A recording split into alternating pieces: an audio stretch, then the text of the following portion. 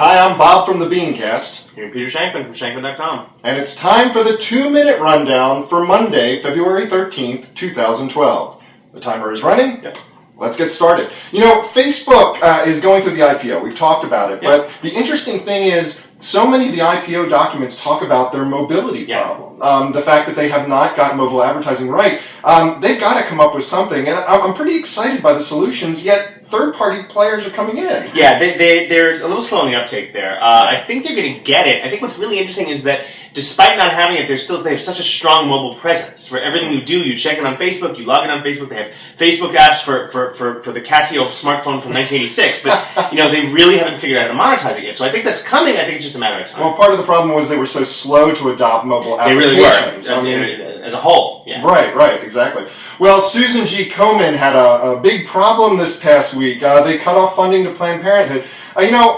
It's interesting. A lot of the people in the social media space will always come out and say, look, we got a success. We got them to turn around. I'm not seeing it that way. I mean, I look at it and it's like they had an internal debate that blew up, and social media was just kind of the circus. They were fighting that for a while. I mean, the fact that social media did not help them. It wound up getting them a front page of the New York Times story. If they had social life existed, the New York Times would have picked it up.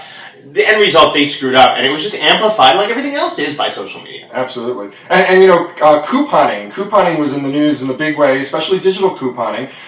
More and more people are saying that they would actually like to have coupons from brands. We talk so much about social media and relationship building, but it seems to me that we're ignoring a great possibility with just discounting. At the end, it comes down to money. I think if you, first of all, stop calling it couponing. That's very 1950s. Right. Whatever you call it, if you can give people a way to discount whatever it is they're doing when they're doing it at that moment of purchase. Yeah. And that's really what mobile anything has to come down to, is at that moment of purchase when you're outside. Couponing, you had to cut the coupons. You weren't outside at the point. Here you are at the store. Scan your smartphone. It identifies who you are by your clout score, maybe.